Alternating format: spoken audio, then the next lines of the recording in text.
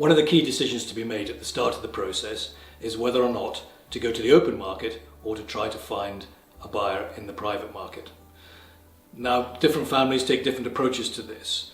The main consideration being, am I prepared to have my business and my family's business discussed locally, or having made the decision to sell, am I best advised to just go for it out there and to give myself the very best chance of attracting as much competition as possible? Now, the private market has many different reasons for wanting to go down that route, but the most difficult decision to make on it is whether or not you can get the best price that way. The only way to guarantee the best price is on the open market. Because you've got competitive bids in the marketplace, people get an opportunity to bid, and the best price is the best price. In the private sale, one needs to fully understand what price that is going to be, and that is a judgment call right at the very beginning, based on valuation and what premium you might be prepared to accept in order to have, in inverted commas, a hassle-free sale. Another major issue which you need to consider when selling your farm is how to manage the business process through the sale. A straightforward farming enterprise should be run on the basis that you're not going to sell. By that I mean that you must manage the farm as if it will still be yours in a year's time, and therefore you're looking after it to the very best of your ability.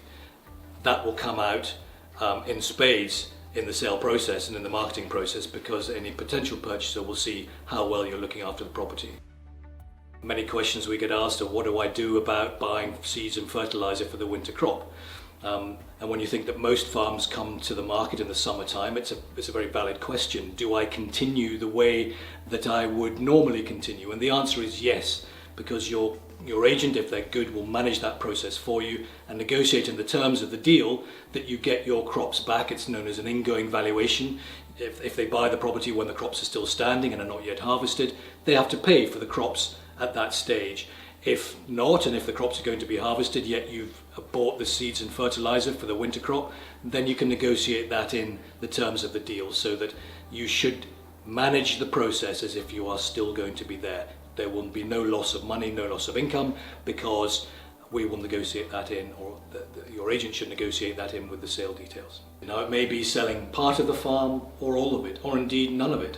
We normally describe that as lotting, and this is determined by the general physical features of the farm, whether it's divided by a lane or a major highway, and whether or not there is likely to be local interest generated for slightly smaller packages. And what that does is it brings in a much wider group of potential purchasers. You have the buyer for the whole farm competing with the buyer for each individual lot, a neighbour for 50 acres, another neighbour for 100 acres, and a non-farming buyer who just wants the farmhouse steading and 50 acres to go with it. And the question to ask ourselves and to test the market with is whether the sum of the parts is likely to be greater than the sum of the whole.